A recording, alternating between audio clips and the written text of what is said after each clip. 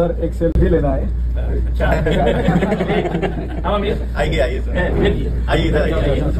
मतलब पवन सिंह की दरिया दिली एक फैंस के साथ में आपने ऐसा किसी भी सुपरस्टार को नहीं देखा होगा।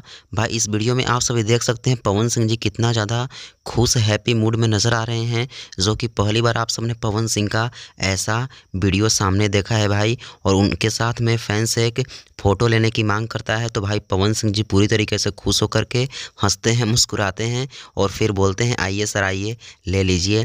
जो कि आप सब समझ सकते हैं कि बहुत सारे भोजपुरी फिल्म इंडस्ट्री में सुपरस्टार हैं, लेकिन बहुत सारे लोग ईगो से भरे हुए हैं। लेकिन पवन सिंह को लोग बोलता है कि इनके अंदर घमंड है, लेकिन घमंड आप सबके समक्ष है कि पवन सिंह में घमंड है या फिर क्या है। आप सब देख सकते हैं पवन सिंह जी कितना ज़्यादा खुशी के साथ में अपने उस चाहने वाले को बुलाते हैं और उनके साथ में सेल्फी लेते हैं।